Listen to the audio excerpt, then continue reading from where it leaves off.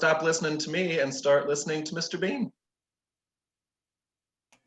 Thank you, Matthew. We appreciate it. We had some uh, real interesting conversation in our breakouts, and I hope the rest of you did the same.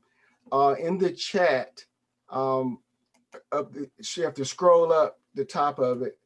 You'll see my email address and my phone number, and I also put in a link for some resources there. So let me back up and say good afternoon or good morning, depending on where you're from. We appreciate you all coming in, and we hope this is um, really informative for you. And we have some real great people on the panel that we've worked with before. One of our panelists won't be able to make it. His daughter had an car accident last night, and hopefully she's doing well and he won't be able to make it. But we do have a lot of knowledgeable people on here as well. What I want to start out is just a little bit about hemp. Hemp has been around a long time, as we know. It's more than 10,000 years old. And so I'm just going to kind of give you a little bit of U.S. history itself with hemp, which started about, 1700s. The American farmers were required to grow hemp in Virginia and other colonies as well. There was a hemp stamp that was uh, done at that time for taxation. And of course, the Declaration of Independence was written on hemp paper. And then also George Washington and Thomas Jefferson and John Adams grew hemp as well for benefits. And then in the 1800s, USDA uh, had grown 5 varieties of hemp itself in farms in Virginia and throughout the area. And I actually on the current site where the Pentagon is now. And Abraham Lincoln used hemp oil for household lamps. Then in the 1900s, there was USDA showed about hemp as well. And then there were popular mechanics articles on hemp in the 1938. And then in 1942, I put a link on that. It's called um, Hemp for Victory campaign. And so that's a real good YouTube video. And I put that in the link as well. And then, of course, in 1957, hemp was last grown in the United States because it was classified uh, with marijuana. And, I don't think that unless the levels is high on hemp for us to, um, what gets you high, I tell people that you can smoke a whole field of hemp and probably not get high. So with the levels that's required by law. Of course, we know that in 2010, the bill was introduced to decriminalize hemp so that hemp could be utilized throughout the United States. Of course, there are other countries that have been doing it, like Canada and Asia and all other places who've been doing hemp, and they're way ahead of us. So really, this is nothing new. And so one of the things is I've had so many people call me and talk to me about, well, I want to get into hemp. I want to get in hemp. And they bet the farm on hemp. And I was warning people early off and said, you need to be very, very careful, and you need to go in with your eyes wide open, and you need to know what you're doing, because you can lose everything that you have. And it's going to be expensive to get in. The seeds are expensive. The transplants are expensive. And so I saw that even though the CBD oil portion of it was be very high, but I knew the market was going to drop because it's called supply and demand. And supply and demand basically says that if the demand is high and the supply is low, it goes up. If the demand is the reverse, then it drops. So it did drop out of the market, and that's what I was telling people. Of course, there are a lot of other things that you can do with hemp besides just CBD. There's food side, there's the industrial side, and there's of course the medicinal side. And plants, animals, it can be fed to animals. It can also be, we can eat it as well. And so there's just so many things. There's more than 30,000 items that they say they're produced from hemp. Matter of fact, my wife's car panels is produced from hemp, and her car panels are made from hemp as well. So I won't get into all of that. And there was a history on that link that I did give with that in that link, and I'll drop that link in again just in case if someone missed it, and my email address and my phone number. There's a lot of resources available, and you need to do that. We know some farmers that did lose their farms. We know some people spent a lot of money, didn't make any money. There were a lot of people that were dealing with processors or people that were buying their hemp. They didn't follow through with their contracts. They didn't know who they were dealing with. And just like anything else that is new, you always have bad actors in the mix. And it makes it tough for people that are really good. And it makes people that are doing what they need to do and doing what is right, then it makes it hard for them. So without me going with that, I think I want to bring up attorney Cheryl Morrow Powell. She is an award-winning agriculture and cannabis attorney at Dumar, Allsworth, Latham, Vergut, Adar, and Dershowitz. If I butcher some of those names, and apologize. Yeah. I always say all great mentors of mine. Great, and she's a graduate of Florida International University College of Law. She's an executive director of the Black Farmers and Agriculturalists of Florida, and she is also president of consulting firm Green Sustainable Strong LLC, and she's president of Canna Headhunters, a staffing agency in the cannabis industry. I cut it down short. Believe me, her credentials will fill up pages and pages. So without that ado, I will present to you Attorney Powell. Yes, what an introduction. Thank you so much, Mr. Bean. Like, give thanks, give thanks. It's been quite a journey, and I think that's what my resume and my bio reflect more than anything else. You know, I'm now the former executive director for the Black Farmers and Agriculturalists of Florida, and I've taken on some new pursuits. But yes, I'm a cannabis, agricultural, and dietary supplement attorney. I love my space that I work in. When I first entered the cannabis industry, there weren't that many of us. Definitely, you know, being a Black woman, being of color, there weren't that many. And I'm one of the top 12 cannabis attorneys in the state of Florida, as declared by the Daily Business Review. My journey has been really interesting. I kind of evolved over time. I started as, you know, definitely heavy on the advocacy as far as social justice, and that was at the heart of what I did, and still is at the heart of what I do.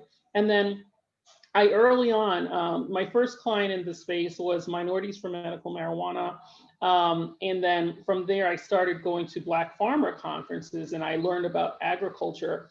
And I was like, so I'm trying to deliver information about hemp, get farmers interested in hemp, letting them know it's legal. And I was like, let me sit in on some of these other sessions. And I found that I was the one who truly needed to be educated on agriculture overall. So eventually I added agriculture to an area of practice of mine. And I've gone on since then to add dietary supplements, because it is likely that CBD and other cannabinoids will be considered dietary supplements. So I've been spending the last year digging deep into the dietary supplement area so that I can support clients as the government transitions and the regulations change and the expectations change.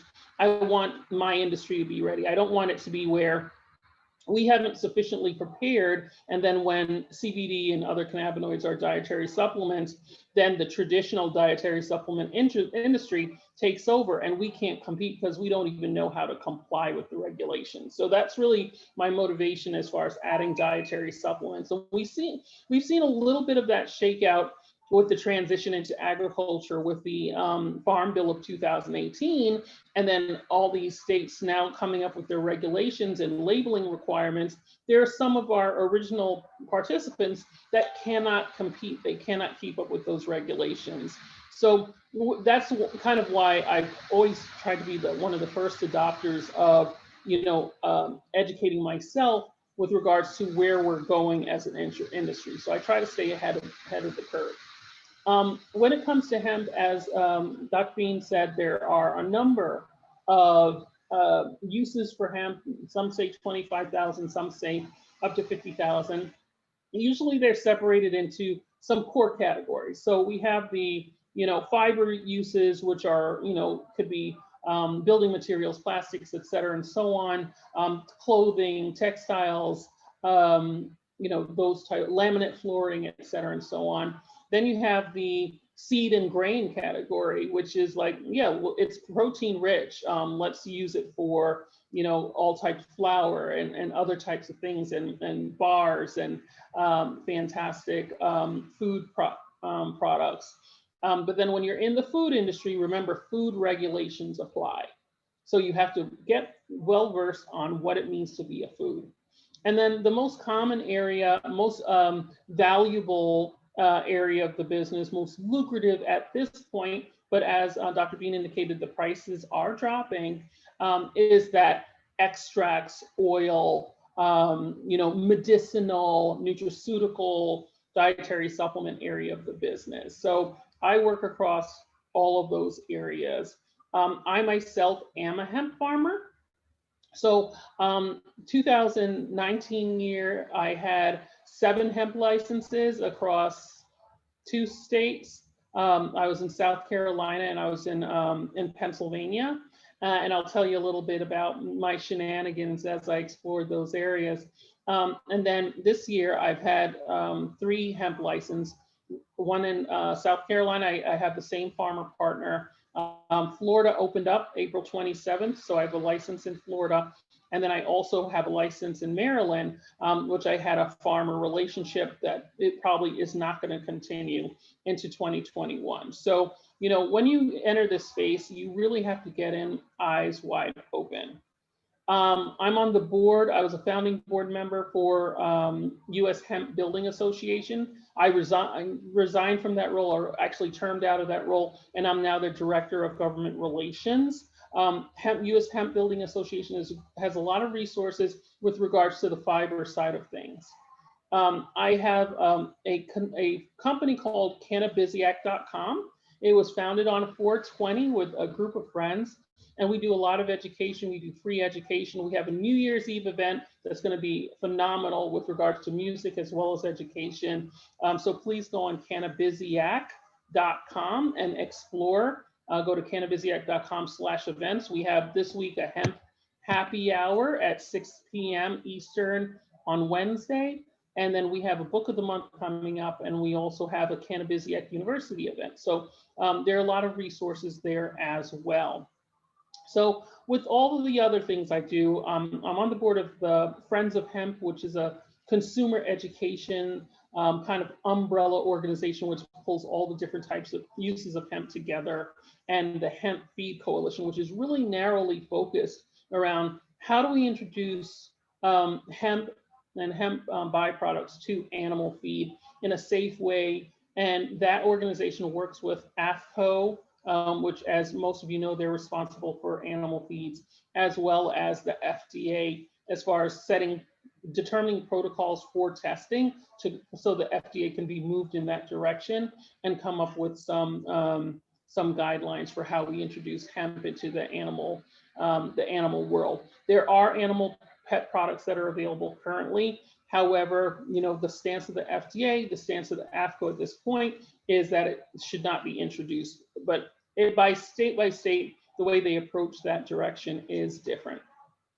Speaking of state by state, it's really remarkable that even though we had the Farm Bill of 2018 pass, and it descheduled hemp and hemp byproducts, and the language is specific around hemp, but the interpretation is it includes hemp byproducts, and many states have introduced it that way. But it's remarkable to me that even with that guidance from the federal government, we're still struggling with the state by state approach.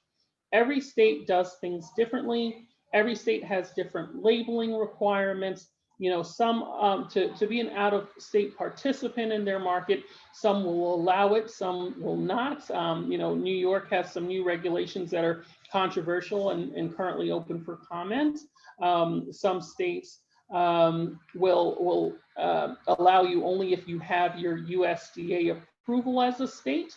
So you have to come from a state that has a USDA approval, even though the USDA said we're going to extend the 2014 Farm Bill rules, which means that you don't have to necessarily comply with the 2018 more stringent final rules that they had communicated. So it's really a messy area, but I think a kinder way to say it is it's a very complicated area of law. I highly recommend, if you're interested in getting this space, please connect with a lawyer. When you have an end product, you will have to evaluate the laws in each state that you want to operate. The best advice is to start locally. Start in your home state, organize according to that, and then as you expand, you have to evaluate where are the friendly states where I can do business. You should never be in a posture where you create a product and you're like, I can send it to all 50 states because of the Farm Bill 2018. That is inaccurate, and that type of mindset will cause you to lose it all. Because it doesn't work that way, or it can get someone arrested in certain states. Fortunately, we've come a long way.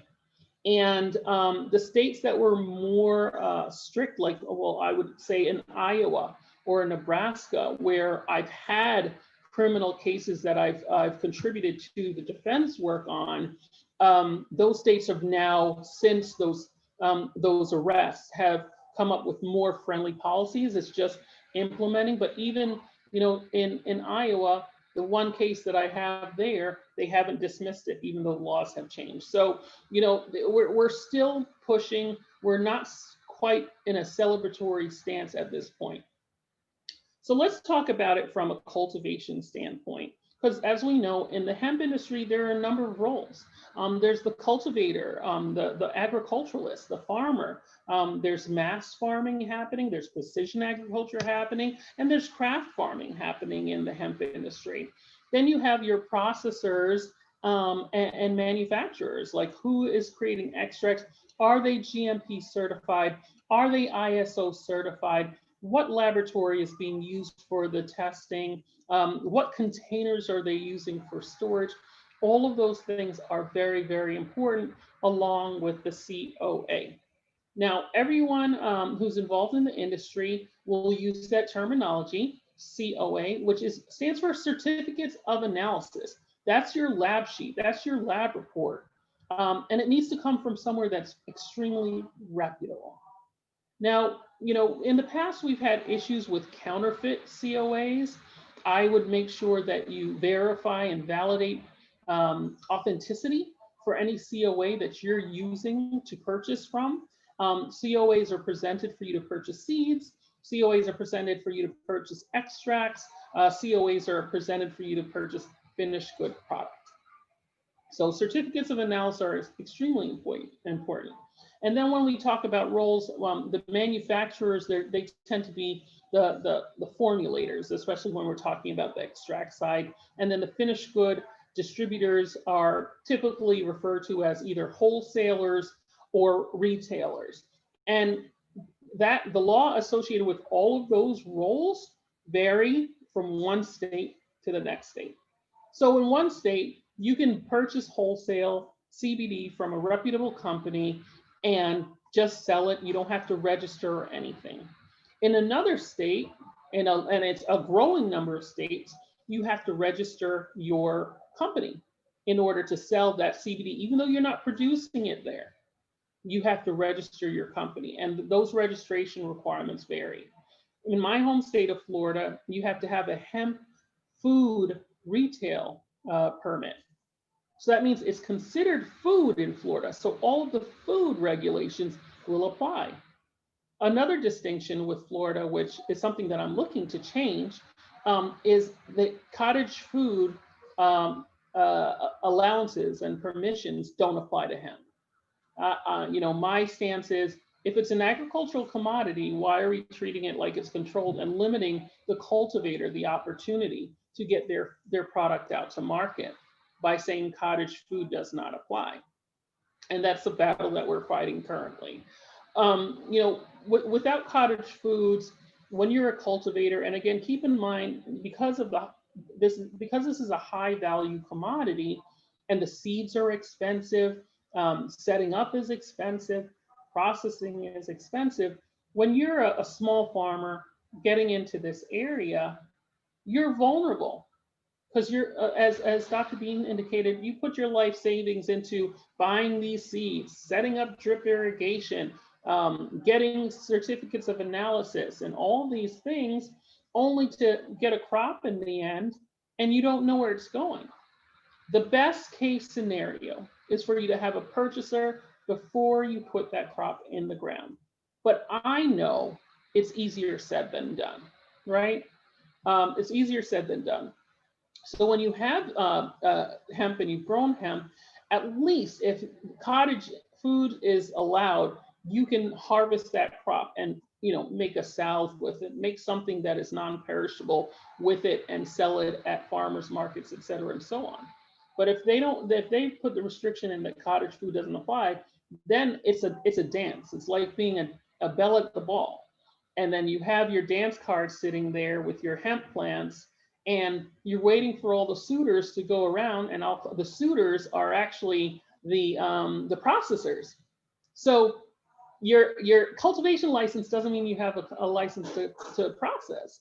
So these individuals who paid for the processing license, they have the processing knowledge. And again, processing licenses are tens of thousands of dollars in most states. Those people get to pick and choose who they work with.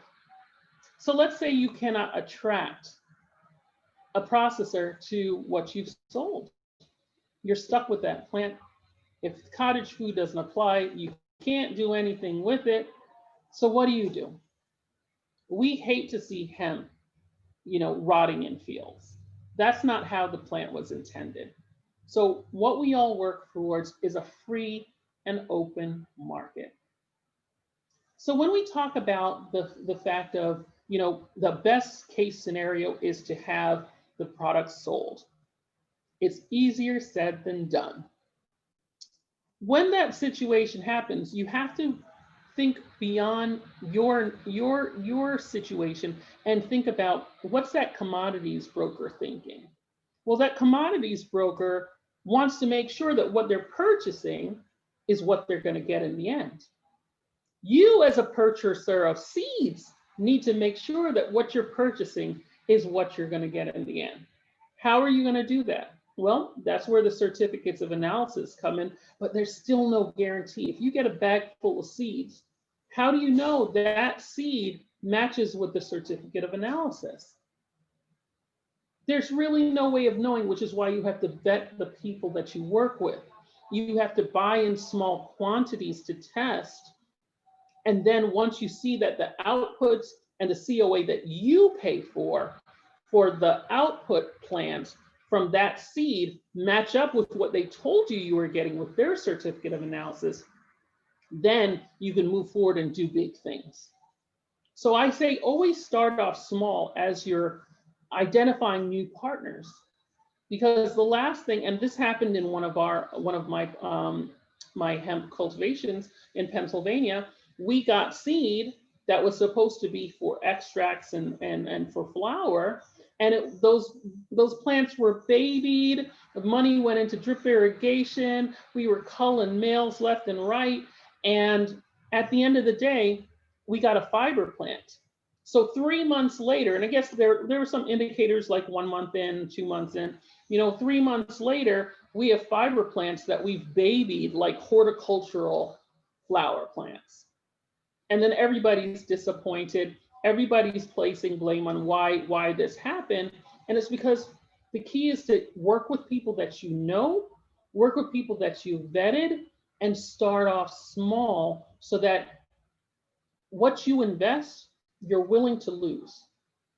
Because it's an investment, but it's investment in people as well as investment in the plants. I always say my mantra is, your first year of cultivating hemp, you're testing 3 things: your seed, your soil, your relationships. It is a test. Your first year of hemp cultivation is not about profitability. It is a test of your seed, your soil, and your relationships. A seed that grows phenomenally in Oregon may not do so well in Florida. I'm going to close, but the last thing that I want to share with you is the strength of university relationships. As someone going into this area, In the Farm Bill of 2014, you were required to work with a university. And a lot of the states made it so the universities can pick and choose who they work with. Now it's not a requirement, but it's highly, highly recommended. I have relationships with Southern University, Tuskegee University, University of Maryland, Eastern Shore, I have an MOU with. University of Florida, I'm on their hemp advisory board, and I have an agreement to grow with them for research purposes. Always recommended. When I got into my agreement with University of Florida, I didn't expect for them to get a seed donor for my plot in Florida. But after I did the application, the rigorous application, and we were in agreement and I submitted everything they needed, then they said, good news, we have a donor who's going to give you an acre of seed. That is such a lifesaver. That's because it's research, it reduced my expenses, and then I have the knowledge and expertise of those at the university who have grown previously. So my advice to you is if you're just starting out, or even if you've had a first season or two, engage with the university so that you can benefit from the things that they negotiate and that you have the extra layer of legitimacy when you're selling your end use product as a commodity. So I enjoyed speaking with you. I want to leave sufficient time for questions. We talked about, acquiring genetics, acquiring seeds. We talked about some of the hazards of growing hemp without a purchaser in the end. We talked about the 3 things you're testing your first year: your seed, your soil, and relationships. And we talked about the importance of having relationships with the university and going in the research direction. So I thank you for your attention today. I'm going to hang back for questions, and I look forward to working with all of you and seeing you guys be successful in this hemp industry, because I believe that hemp can save the world. Thank you so much. Thank you so much, Attorney Powell. We're going to be having a break coming up in about 12:25, I believe it is. And so we may end up robbing a little bit of the Q&A time out if we need to, a little 10 minutes, and leave about maybe 20 minutes in that range, because I know that you have a lot to say and you could actually do this the whole time by yourself, and I understand it, but I wanted to be able to bring in, different points of view and with those things. So I appreciate your time. The next person that we have up will be Ben Bramlett. Ben is an operation manager at a sustainable CDB, a vertical integrated hemp and medicinal plant producer in Salem, Alabama. He's a graduate summa cum laude from class 2018 from Auburn University in fruits and vegetables and production program. He's gained 2 years of professional experience in high tunnel vegetable, hemp, turmeric, ginger production, and he's trained in medicinal plant extractions and products formulations. His overall career focuses on sustainable agriculture systems and plants as a means of increasing human health and well-being. Thank you, Ben. Appreciate it. All right. Thank you, Mr. Bean. Matthew, can you share that slideshow, or you want me to pull it up? I've clicked the present button and I'm just waiting for it to come up on the screen. All right. While we're waiting on that, folks, if anybody has questions for Attorney Powell, you can put those in the chat and we'll make sure that those are saved for when we get to Q&A. And while it's coming up as well, all of the presenters, please put your information into the chat box, how people can contact you, your email address, your phone number, those things as well. So please make sure you put those in the chat box. And of course, if you miss it, I do have it and people can contact me as well.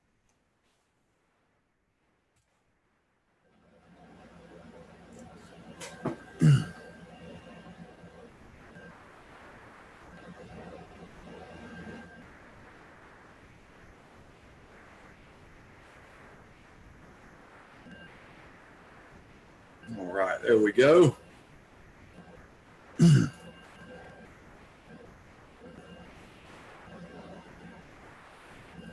So while Matthew's getting us back to the first slide here, I'm just going to give you guys a little overview of what I'll be talking about. So Mr. Bean did great on the introduction, so I think y'all know who I am. I operate in a few different spaces in the hemp industry. And so I get to see multiple sides of the business. And what I want to do today is present some of the challenges that we've seen as a company ourselves, and then I've seen from other growers as well in the state of Alabama and North Carolina and South Carolina and Tennessee and all the other places we have friends in the hemp industry. And then also want to go a little bit over some opportunities. I don't want to be too doom and gloom during the presentation. I think there is still a lot of opportunity here. And as a grower, it's just up to us to find where our niche is in the industry. So Matthew, we can go ahead and go to what would be the third slide. Mr. Bean's already done good at, yeah, there we go. So where I'm going to start at is in the market side of the industry. The reason being, as a grower or a producer or a processor, whatever sector you want to get into in the hemp industry, you need to understand the market first and then understand where you may fit into that market. So starting here is the amount of acreage that has been grown in hemp over the years. So you can see this dramatic uptick, especially starting in 2018 and into 2019. And this big uptick in 2019 was because the Congress signed in the Farm Bill in December of 2018, which descheduled hemp and allowed growers to produce this crop all across the United States, except for a few states who didn't get on early enough, and most of them have got on by now. But essentially what it led to is a vast oversupply of biomass. Mr. Bean kind of mentioned it in our introduction there. So you can think in 2018, supply and demand wise, we were, supply may have been just a little bit below demand, but I would say it was pretty well balanced. As soon as all these producers came in 2019, our supply shot up like this, our demand stayed about the same. And so what that led to is a vast reduction in prices and really the bottom kind of falling out on the market. And that's what led to a lot of these growers and producers being hurt is, when you start an enterprise, any kind of farm enterprise, you create a business plan and you budget for that. Well, if your budget is set that I'm going to gross this much, and then the price drops and therefore your gross drops, you may not be profitable, and that may cause you to lose that money. So Matthew, we can go to the next slide, and we'll talk a little bit about how prices have fluctuated over the past year. So when we began our hemp project was in early 2019. If y'all can see on the left-hand side of this graph, we'll kind of follow this blue line here. That's for smaller trades of hemp biomass, where like our business or probably a lot of businesses that y'all be working in would be in. We were at about $4.50 per percentage of CBD per pound. What that means is that if you had a 10% CBD crop, that was worth $45 a pound. Now we move over to and that was like April 2019. Move further to the right, you can see September and October of 2019, which would have been the harvest season of that year. Within a 6 month time period, we went from $4.50 per percentage point to $1 per percentage point. That means your $45 pound went to a $10 pound. And as far as business planning goes, that can be detrimental because all this money you put into your crop, you're now not getting all that money back out of the crop. And if you're operating at a negative, that means that, you're not really operating a sustainable business. And so that caught up to a lot of people. We've seen prices further drop a little bit into this year's harvest season. We're hoping that they're starting to steady out. And as some producers have had to get out of the hemp industry, hopefully they start to uptick or at the very least stabilize. At this current price, it is difficult for a producer to make a profit on this crop. I'll give you a quick example.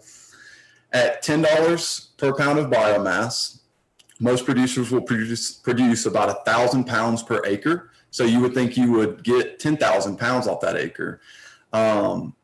A lot of universities have done some economic assessments on hemp.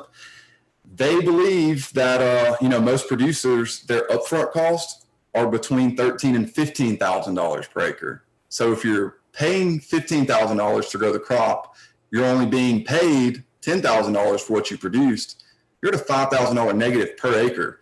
You multiply that by 10 acres and you're out $50,000. And so that can be harmful to a lot of farmers. So if you're going to put money into it, just make sure it's something you're willing to lose at least the first year. It's a volatile market, and we hope it stabilizes. Matthew, we can go to the next slide, and we'll talk about the bulk oils. So as y'all probably know by now, this biomass will then be extracted. It'll be turned into an oil form, and then that can be used for your tinctures or salves or creams or whatever it may go to.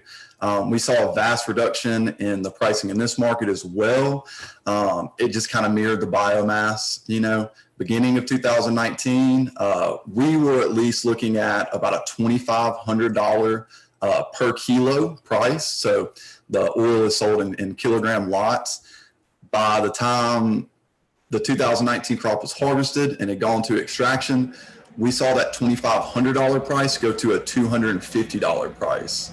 So by a divisor of 10, it speaks on the oversupply. A lot of farmers either got a little worried, they sold things at a cheaper cost just to get them gone, or now we're into the realm where 2019 crop is still on the market, was 2020 crop being harvested and pulled out of the field and in storage, and people are selling their old crop off at a much reduced price, and that just reduces the price all the way through the market. So that's where we're at on bulk oils. We can move to the next slide there.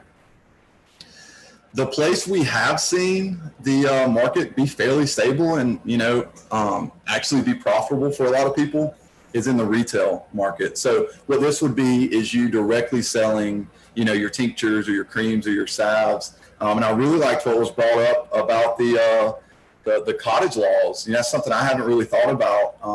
I know I've family of mine who make and sell pepper jelly, and they do it under the cottage laws, and they're pretty profitable doing that. That may be something that if we can make that happen for hemp, for a small producer, that could be a way to make some extra money, especially on a diversified farm. But as of right now, retail is really where the profit margin is. So what you're looking at here is essentially what us, like as a wholesaler of CBD oil, would sell it to a retail store who would then sell to a consumer. So on average at about $20 a unit, so that'd be like for your tincture bottle. To give you some quick math, I don't have this written down, so y'all should probably write this one down. I think it's very important. For our processing facility, we can take about 25 pounds of biomass and create 1 kilogram of extract. That 1 kilogram of extract can produce around 1,000 retail products at a 500 to 600 milligram strength.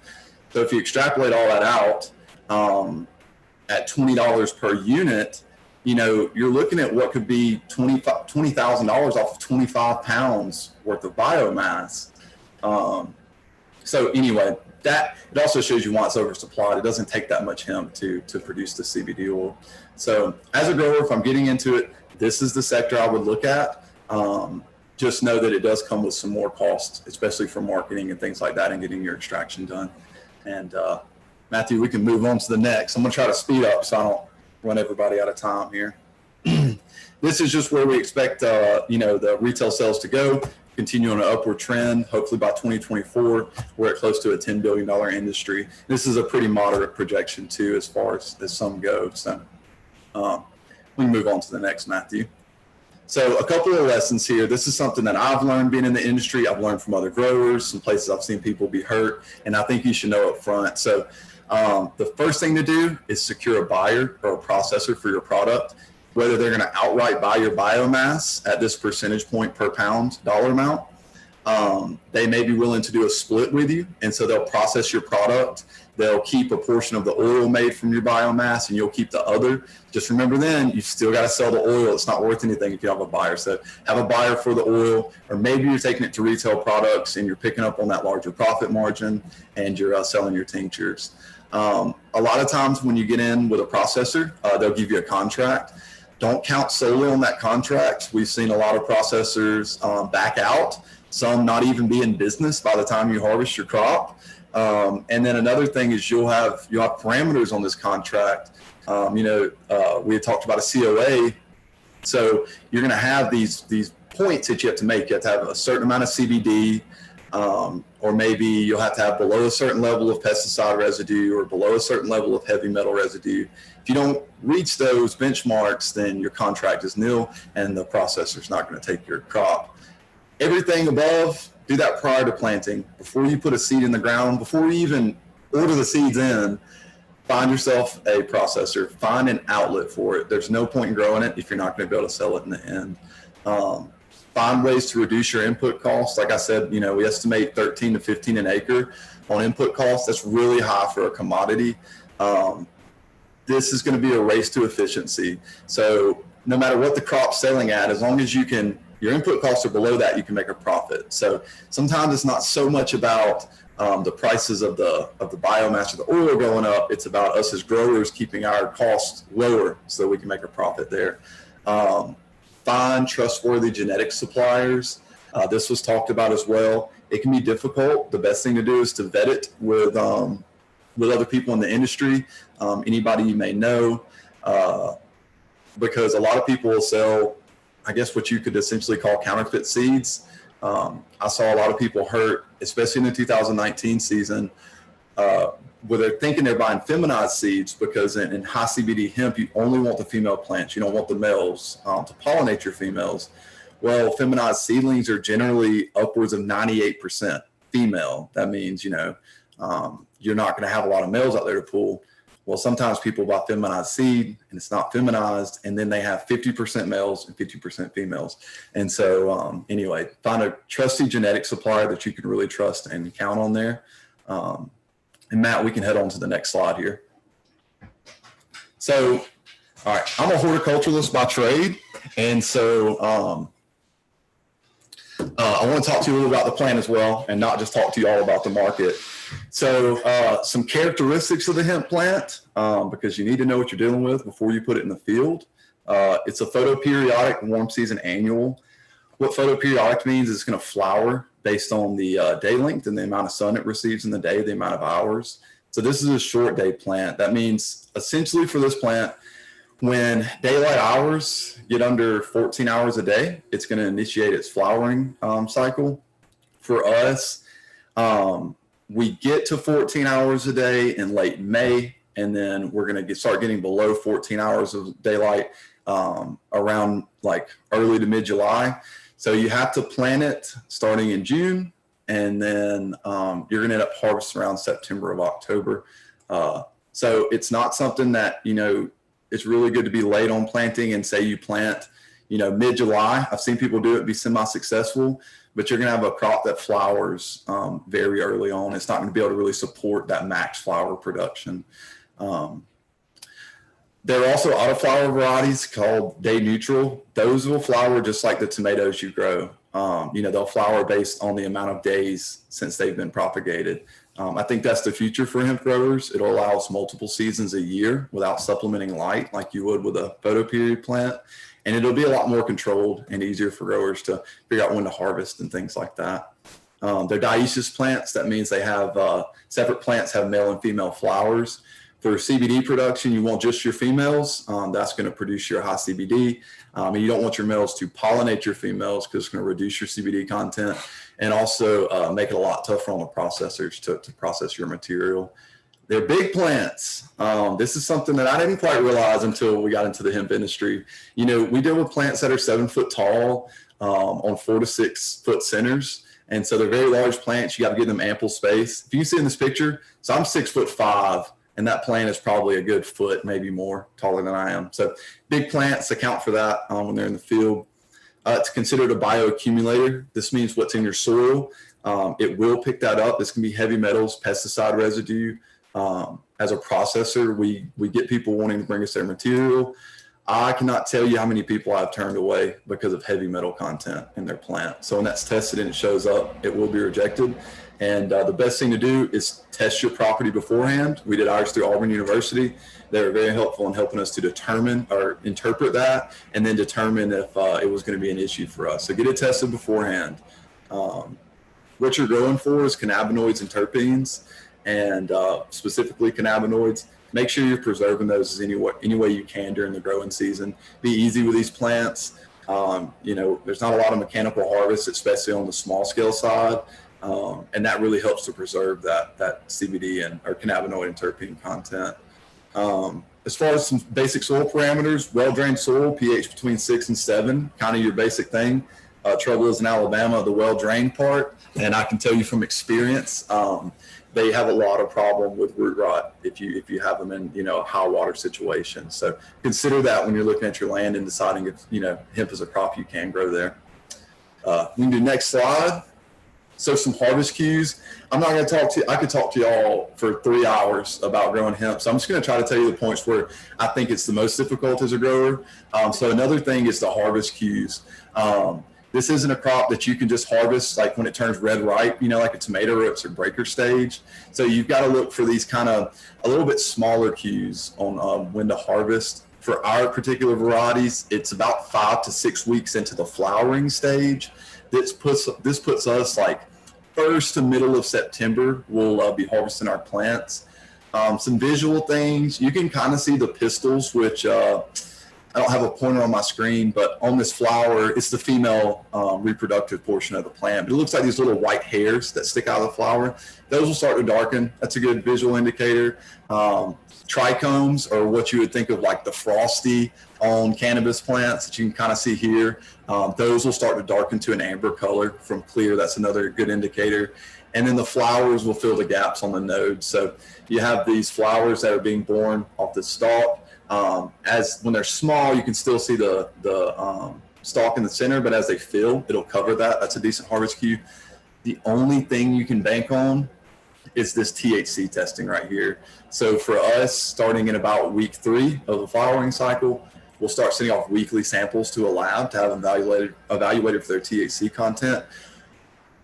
Before you get to this 0.3% THC content, which is the max level for it to be a harvestable crop and not be burned by your Department of Agriculture, you need to harvest this stuff and get it out of the field. So you can't really harvest at true plant maturity because as that plant matures, it's going to build THC and you could be non-compliant.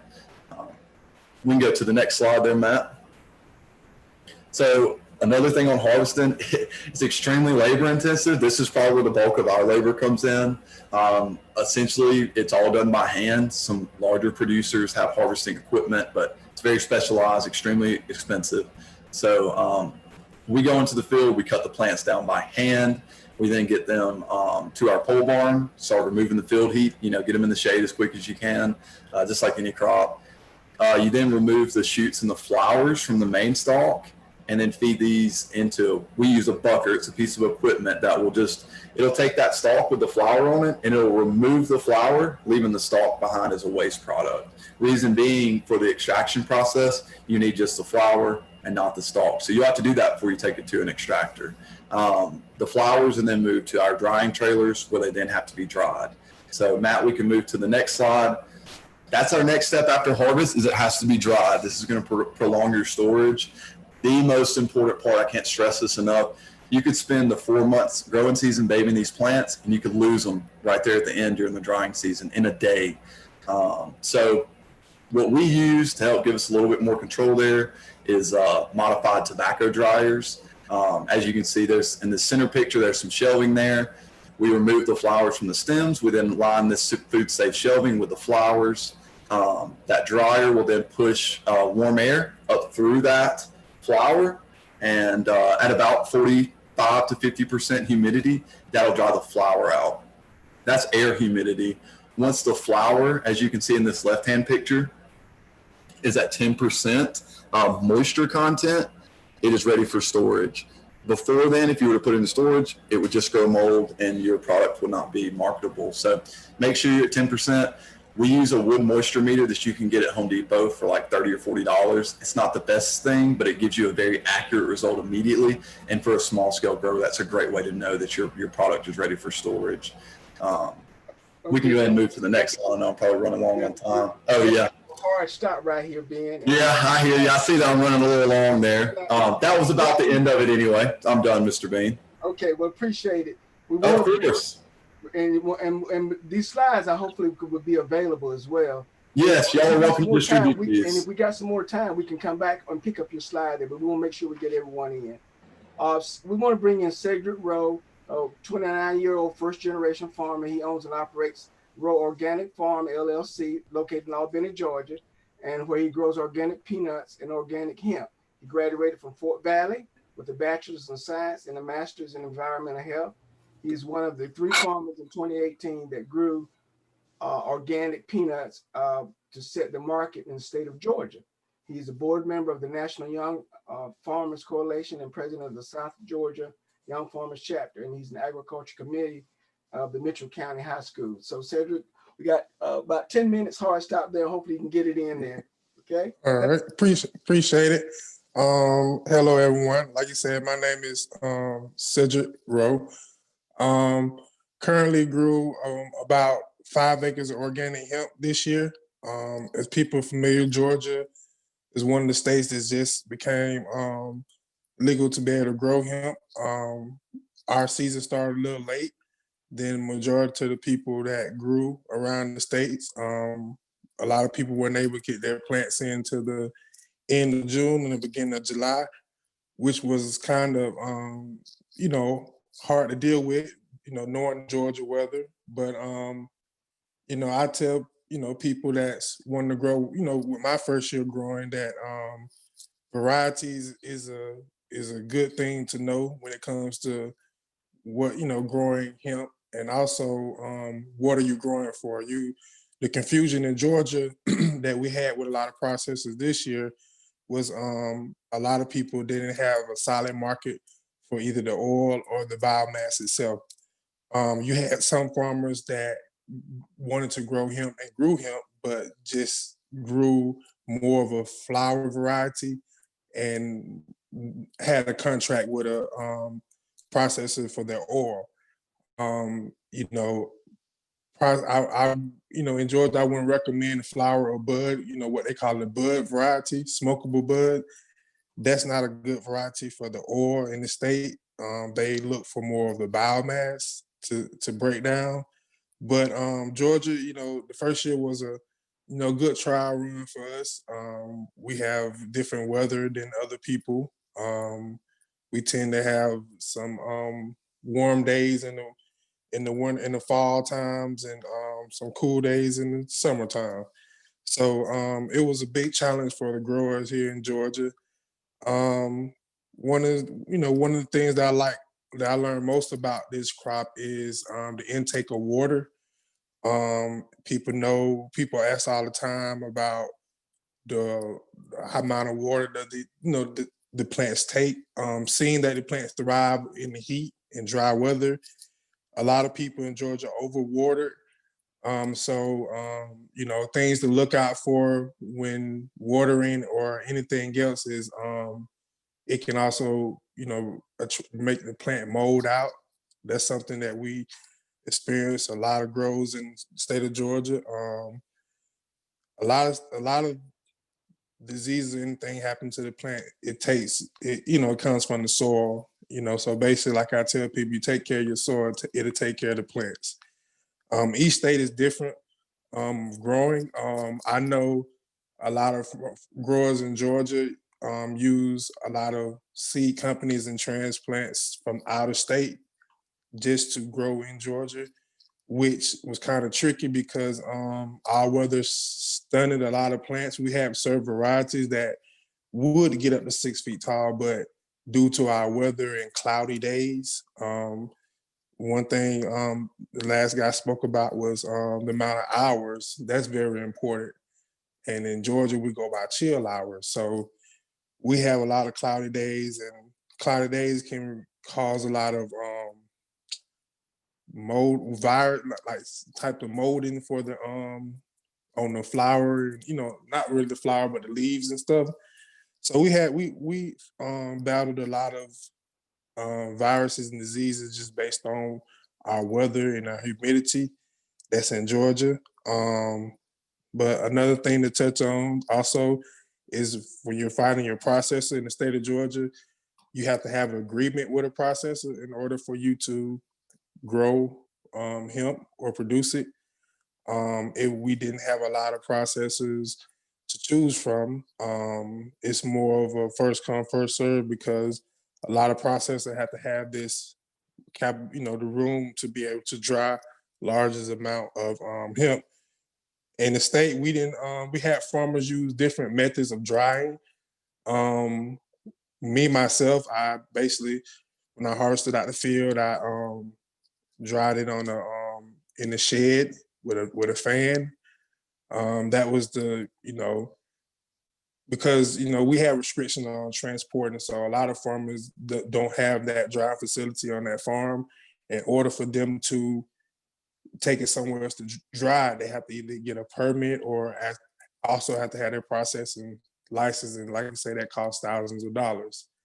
So we ran into a challenge. A couple of farmers use reefer trucks where they cut the plants in the field, hung dry them in tents with fan blowing them. Then after that, they put them in what you call cold storage. A lot of people wouldn't recommend that, but it was a way during the time to basically hold the CBD content and THC content at a standstill. As the guy stated, though, when you harvest, that can determine your crop or you can lose it. Another thing, the way you dry it can also affect your CBD and THC content very, very much alike. Um, and one thing I recommend that people do, um, you know, as they're growing this crop is always pull yourself a sample yourself to test your CBD content so you can always watch it. We had a lot of people in the state of Georgia that had to burn their crop just because the variety THC level was too high. This is stuff that we can't control. It's just something we have to pay attention to. And like you said, knowing that trustworthy that seed company or transplant or greenhouse that you're getting your plants from and seeds, make sure that COA matches what you're getting. And like I say, as you're growing, you're constantly taking samples so you can monitor the CBD percentage of it. It was, in Georgia, it was a trial run for us. We're currently still watching the prices for the oil. A lot of farmers in Georgia grew for oil stock. We didn't have that many farmers that grew for far as flower and bud, just because the money going into it was into the oil. But like you say, in farming, it's a risk period. So you have to know your crop and, know your investment. So, and, going into 2021, we're looking for more farmers to get involved and grow hemp, but more on the smaller scale. I'm an organic person, so hemp is a very intensive crop. So I tell people, is you have to be willing to put the time and effort into, knowing your plants. One thing we challenge with also with growing this crop is plant spacing. All varieties require different spacing. So, not too close together, not too far apart. Too far apart plants don't do well, as we've seen in Georgia. They like to be near each other for, touchy purposes to, like tomatoes, how they grow, how they thrive when they're closer together.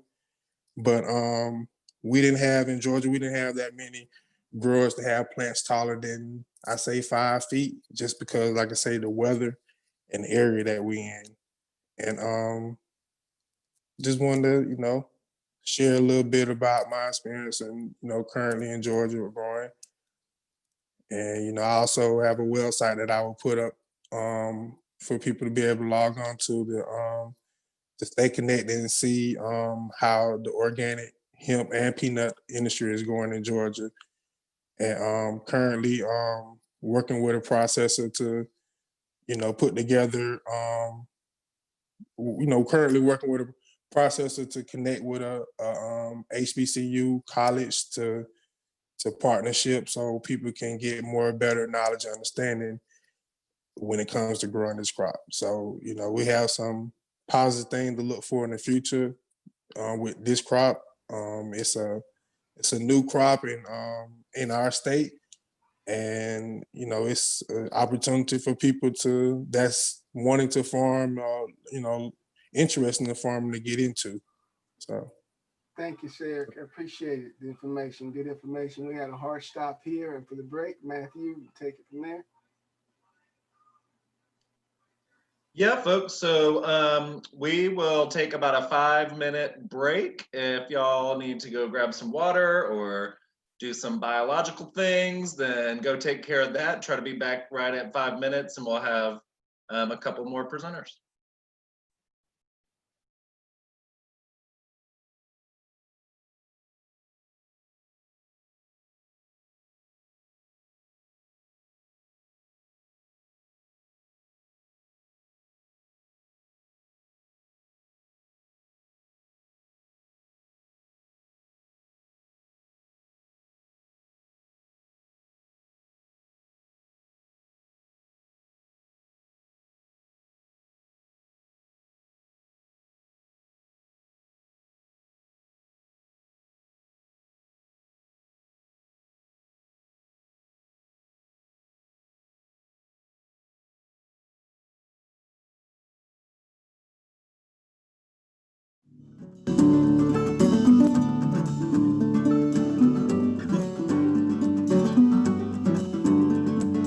Tell me what makes you weary.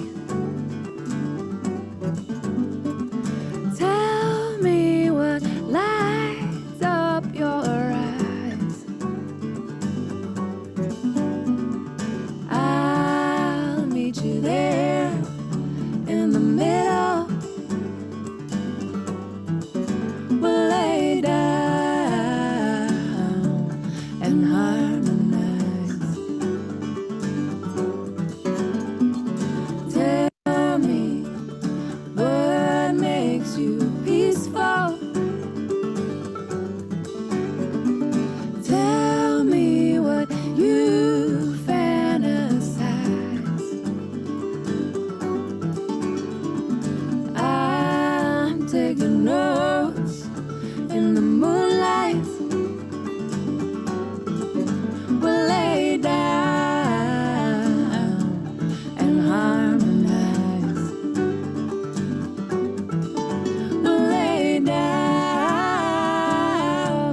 and harmonize. I'm awake for you. I'm awake for you. I'm awake for you. I'm awake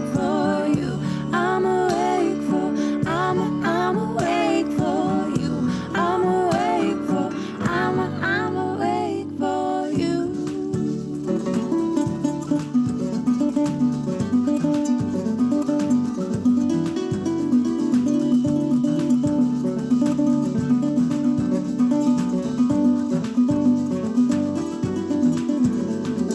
Tell me what keeps you honest. Tell me what keeps you inspired. I'll always come in the morning. We'll lay down and harmonize. Tell me what moves you ready. Tell me what moves your insides. I'll bring the soul, bring the steady. We'll lay down and harmonize. We'll lay down and harmonize.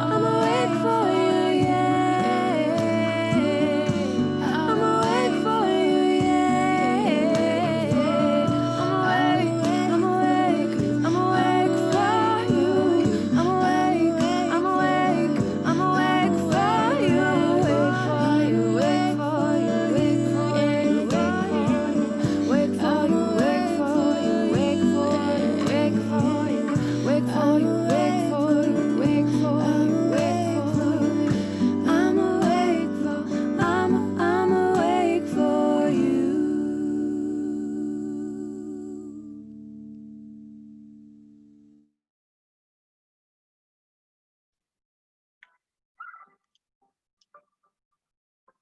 All right, folks, hopefully we're all back from our break, and we'll hand it back over to you, Mr. Bean. Thank you, appreciate it. We haven't seen any questions in the message box, so we'll take it from there and do what we need to do. I wanted to introduce you to Dr. Caitlin Kessler. She is an assistant professor and entomologist at extension specialist with Auburn University and Alabama Cooperative Extension since 2018. She completed her graduate work at the University of Kentucky before moving to West Texas, where she worked at Texas A&M AgriLife Extension. Currently, her lab conducts applied entomological research to help Alabamians growers with pest problems in a variety of systems, including small grains, forage, and hemp. And of course, you need to know, you heard about the other things, but you need to know about this as well. And she's the person to call on. Dr. Caitlin, thank you. Thank you for that introduction. So I think there is a presentation of mine that will be shared by Matthew. I'm pulling it up right Okay, now. sure. So I don't need to introduce myself anymore, but I'll just say that, you know, what I'm going to talk about today is just, I don't want to scare people off, but I really want to make sure everyone knows what they're getting into. When hemp first came on the market, there were some rumors flying around about how great of a plant it was because it doesn't get insect or disease pressure. It's a fantastic plant, but it does get insect and or disease pressure. And so for just a couple minutes, I want to talk about some of the major pests we've encountered in the form of weeds, insects, and diseases in Alabama and across the southern region. We'll start with the next slide. So we've heard a little bit about different, types of hemp for, the floral material, the CBD, for the grain and the fiber.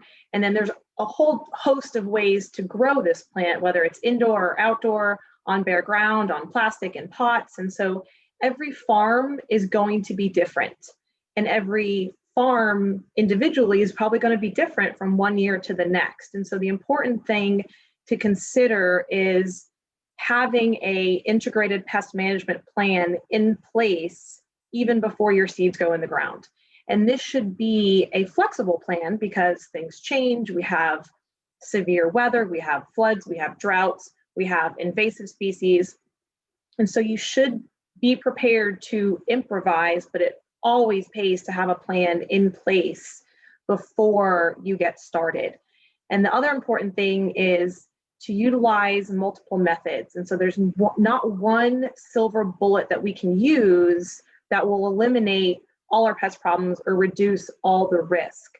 But if we can use a lot of these tactics together, combined, then we have a better shot of producing a plant that has less yield loss or quality loss from pests. Next slide, please.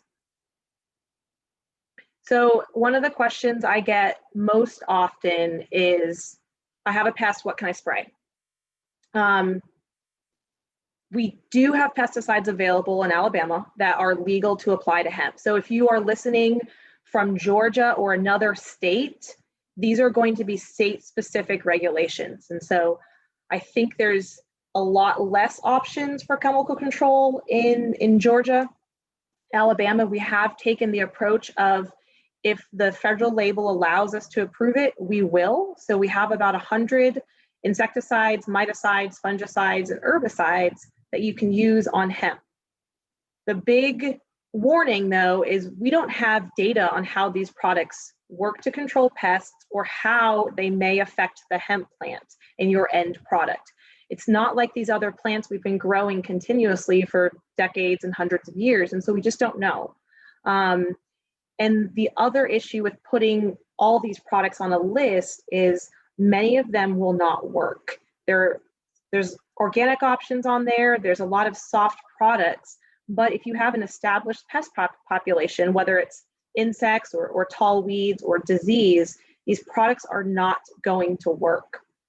And if another reason it's really important to make sure that you have your processor lined up, because some may have different requirements for what chemicals can or cannot be sprayed on that hemp. And so it's important to check with your processor and see if they have a different set of requirements that is maybe more strict than what the State Department of Agriculture allows. Because if you say apply, a BT, which is approved by the state of Alabama, the processor may not accept that. And so ultimately, pesticides are an option, but they should be your last resort. Next slide, please.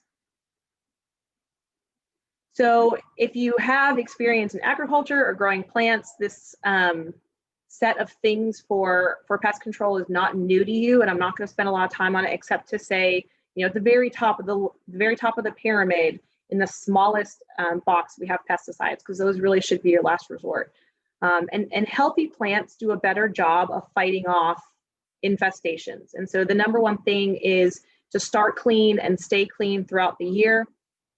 We don't have a lot of information on what varieties of hemp really thrive in the Southeast. A lot of the information is coming out of different parts of the country, but try to find some varieties that have been grown in this region before, and use a lot of different ways to manage pests. You can hand remove weeds and insects, pull out plants that are infested before the disease spreads, especially if you're in an indoor grow environment.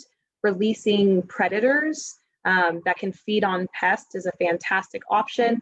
If you're in an outdoor environment, maybe promoting the beneficials that are already in the environment are going to be good. And so there's a lot of different options you can use to reduce the risk of infestations. Next slide, please.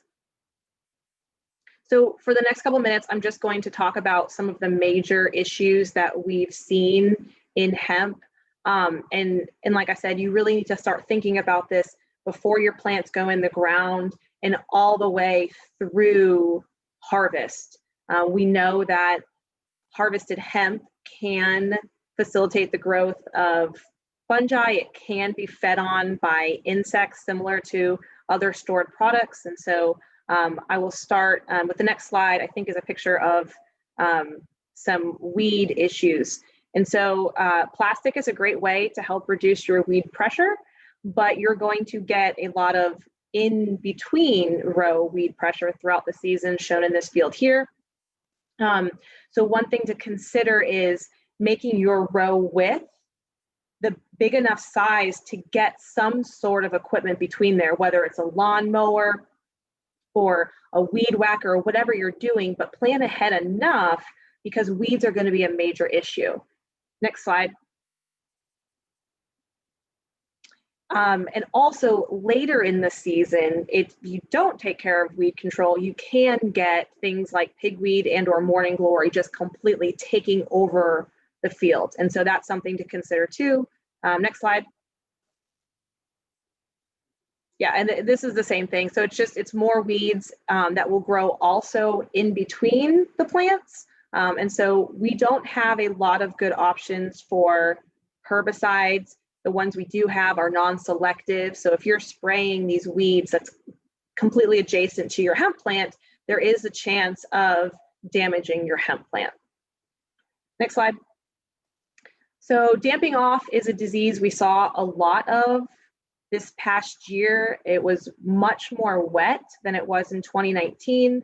So the excessive moisture from the weather, and then if you have, I think Ben mentioned it earlier, having a well-drained soil is going to be really important, because the fungus thrives off moisture and heat. We saw a lot of this, especially on plastic, because it holds in that heat and moisture. And one way that even I received plants like this that had some Pythium on it, one way that this disease is spread is through infested clones. And so if you have plants that are coming in from somewhere, make sure you check them before you put them in the ground or put them with your other plants. Next slide, please. Southern blight is another disease that popped up in large numbers across many fields this year. If you've grown tomatoes or other vegetables, you may have noticed southern blight. So it exists in the soil and it doesn't always need a host to survive. It can survive in the soil for years without infesting anything. But what it does is it infests the base of the plant and cuts off water to the rest of it. So you can see here, these are some wilted plants. It's not getting any water, so it will wilt and slowly die. You may see some of those fungal spores in this small picture on your left. They look like tiny mustard seeds that are on the base of the plant. These fungal spores are what's going to be spreading this disease. And you may see them in the ground, on the soil, paired with kind of a white fungusy mat looking like thing. But if you see this in your plants, get them out of the field and remove the surrounding soil so it doesn't spread. Next slide. And then finally, the last disease I want to mention is Fusarium bud rot. We saw a lot of issues late in the season this year. It's largely related to insect damage. So as the flowers develop, an insect, usually caterpillars in our region, will be feeding on it. It opens up a wound in that bud, and then pathogens that are already in the environment will come in. This is a major problem because Fusarium can cause mycotoxins, and these are toxic spores that are harmful to humans and animals. We deal with this in other crops like corn, where there is Fusarium that gets into the corn and then it produces mycotoxins, and you cannot harvest that, you can't sell it, no one will accept corn that has Fusarium on it. The same goes for hemp. I would recommend, if you have bud rot that looks similar to this in the field, do not harvest it and do not put it with other plants because it can be very dangerous. Next slide, please. So I'm just going to briefly touch on a couple different insect pests to keep an eye out for. But again, this is going to change if you're growing indoor or outdoor and time of year. But one thing that I think is growers really need to be aware of are mites, whether you're indoor or outdoor. We have a couple different species. We have our traditional spider mites. You can see spider mite damage on the left in that picture. That stippling is really characteristic of spider mite damage. And then on the right, that is a field in Southwest Georgia this summer that had hemp russet mites. And these are specialists that are only on cannabis, and they can really devastate a crop if left unchecked. And this is another instance where this pest, similar to some of the diseases, may come in on your clones or your transplants. And so inspect them very, very carefully. I would recommend investing in a hand lens to make sure that you can see. The spider mites are not microscopic, but the hemp mites are. So a hand lens or a magnifying glass that's at least 20x will allow you to see them. And we don't have great options for control. Even the harshest miticides on the market will not get rid of established populations. And so starting clean and staying clean is going to be really important. Next slide. And then the last insect group I want to talk about is caterpillars. This is primarily for outdoor grow environments. We have seen some issues with non-completely enclosed indoor grow environments. But the caterpillar is going to come usually at the end of the season when you have those nice, healthy flowers, feed on it, and they are really, really difficult control. And so this is something that you have to stay on top of throughout the entire growing season. Otherwise, you're going to end up with a field like this on the right, where we could not harvest any single plant because they all had bud rot from caterpillar damage. All right, next slide. And just to quickly recap, we're going to have insects and diseases that want to attack your plant from start to finish. So have a plan in place. If you want me to help you create a pest management plan, give me a shout and we'll work on that together. We have very few options for chemical control, so everything we can do before we get to that point is going to be really different, and every site is going to be unique. That's all I have on my last slide. If you go one more, that's my contact information. Give me a shout. And I just want to echo what someone said earlier about partnering with university researchers. We love to partner with growers. Ben and I are discussing a project for next year on his farm, and we did some work on grower farms throughout Alabama this past year. And we'd love to work with you. So if you want to try some on-farm research or collaborate on a project, shoot me an email or give me a call, and I'd be happy to see if we can figure something out. So I'll stick around for questions, but I think that's all the time I have for now. Thank you, Dr. Caitlin. That was great. As I mentioned, there's a lot of wealth of information from all of the people that presented today. And so, like I said, they have the information, and you have my information, and we can get you in touch with them, and then we get the information. And so I didn't see any other questions or anything else come up. Matthew, have you seen any questions? I haven't seen any. I have not, but it's not too late. If anybody has a question, you can pop it into the chat now for any of our panelists. And if there's something burning that one of the panelists need to say, or something that you missed, you can take this opportunity and you can break in, Matthew, with a question within that time frame. So if it's something you think that you left out, you'd like to share, please do so.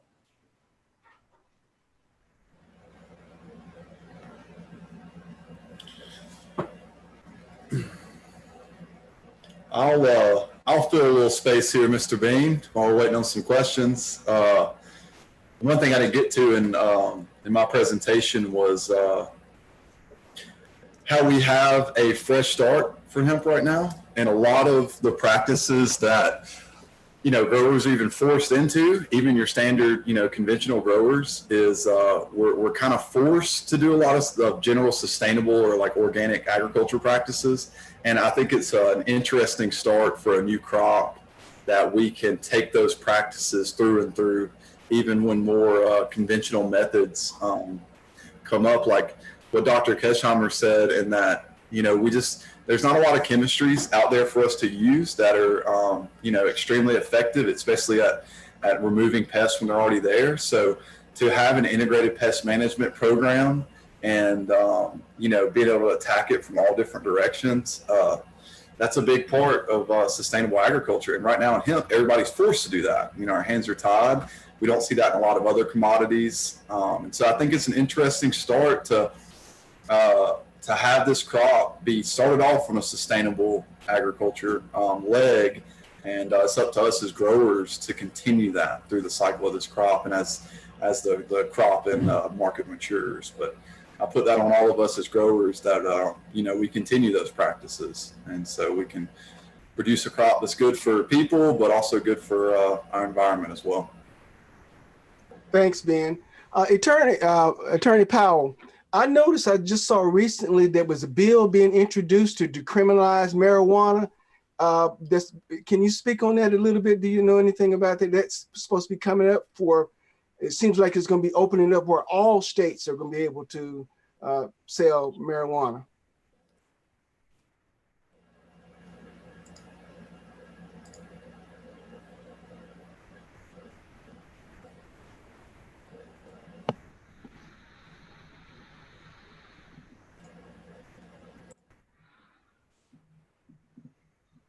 Hey guys, this is Cheryl. I just wanted to add to also my presentation.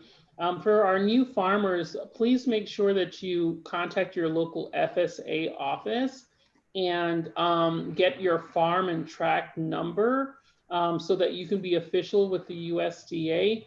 That's how you'll be eligible for subsidies and other programs, grant programs, loan programs, since this is a recognized agricultural commodity. And then along with getting a farm and tract number, which they will issue to you once you send them details for the farm, make sure you ask them to help you file a hemp crop acreage report. And that will also be helpful for you in the future. Thank you. We do have a question. It says, how could one become a transplant farmer in Alabama? Or are there transplant farmers in the South, or are they being shipped from the West? I can speak to part of that question. We do have some transplant producers here in the state, but my interaction with growers around Alabama, the plants are coming from everywhere. Some are from the Southeast, some are from out west, Oregon, Colorado. And so to be a transplant producer in the state, you'd need to have a grow license, but also a dealer's license, so you can sell those transplants. And so if someone has specific questions about the regulations and Department of Ag, I'm happy to talk about that. But we don't have a rolling admission to that program in Alabama. Some states do, like Virginia. We have a one-time-a-year application process, and it just closed last month for the 2021 growing season. So if you didn't get in then, you'd have to wait till next year and then grow and sell the product in 2022. But that would be two separate licenses.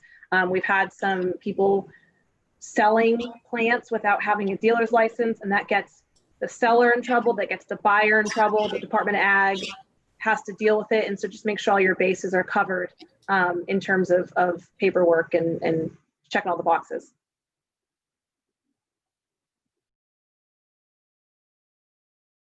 Great, thank you.